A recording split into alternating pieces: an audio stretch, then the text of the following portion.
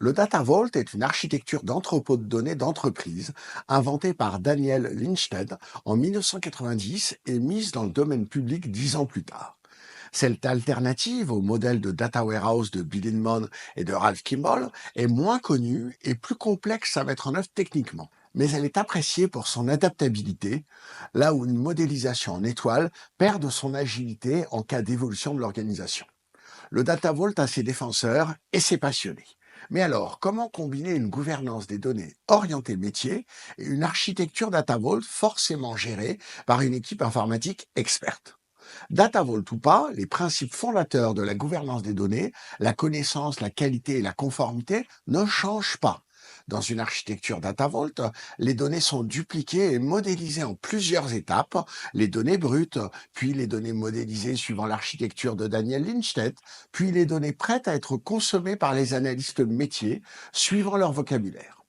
En cela, l'ensemble du Data Vault ressemble à un data lake connectant les données brutes, puis un data warehouse les harmonisant, et enfin des data marts les spécialisant par métier.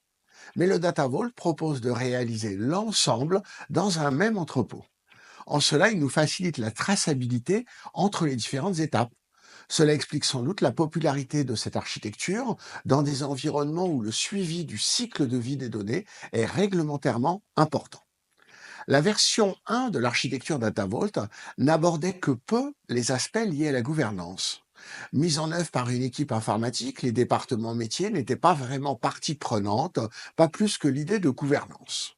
La version 2 de cette architecture, introduite en 2013, ajoute de nouveaux concepts, permet le traitement de données en temps réel, de données non structurées et enrichit les métadonnées, facilitant ainsi l'implémentation et le contrôle automatisé des politiques de gouvernance.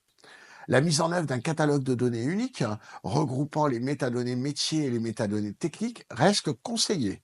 Un tel catalogue n'est pas inclus dans le Data Vault et devra être mis en place en parallèle. Le Data Vault étant moins populaire que les autres architectures décisionnelles, il sera sans doute plus difficile de trouver un éditeur de catalogue de données capable de lire automatiquement les hubs, links et satellites du Data Vault pour y récupérer les métadonnées. Un travail important de mise en correspondance devra sans doute être réalisé manuellement. Le suivi du cycle de vie des données à l'intérieur du Data Vault sera en revanche facilité par le stockage des métadonnées automatisées dans le Data Vault 2.0. Il faudra cependant faire très attention à l'impact des fonctions d'écriture sur la traçabilité des données. Le Data Vault permet en effet aux utilisateurs d'écrire dans l'entrepôt de données. Si ces droits sont accordés trop largement et sans mémorisation des modifications unitaires, c'est toute la traçabilité des données qui peut être mise en péril, rendant les phases d'audit inopérantes. Les data owners métiers devront être impliqués dans les processus de collecte et de référencement des données dans le catalogue. Ils devront également apprendre à l'utiliser pour identifier les données disponibles dans l'entrepôt. Côté qualité, le Data Vault permet d'appliquer des contrôles et des transformations sous forme de règles de gestion, techniques et métiers. Il faudra veiller à la bonne documentation de ces règles afin de rendre le processus auditable par les data stewards. Enfin, vu sous l'angle de la conformité, le suivi du cycle de vie dans le Data Vault sera très utile aux équipes d'audit. Le DPO devra également se plonger dans l'architecture avec l'aide des équipes informatiques afin de s'assurer de la continuité des protections mises en œuvre autour des données personnelles. Il faudra s'assurer que les données personnelles brutes collectées en entrée de l'architecture conserveront bien cette propriété lors des phases de transformation et que les données publiées dans les datamarts en sortie hériteront des mêmes protections. Les métadonnées du Data Vault l'aideront à réaliser les analyses d'impact obligatoires. En résumé, le Data Vault est une alternative intéressante aux modélisations traditionnelles des entrepôts de données.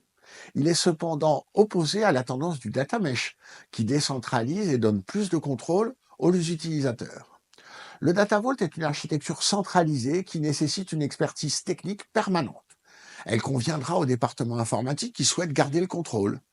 Mais comme la gouvernance des données n'est plus une option et les experts techniques devront apprendre à travailler avec les équipes de gouvernance et de conformité, même si le langage technique du Data Vault leur est pour l'instant inconnu.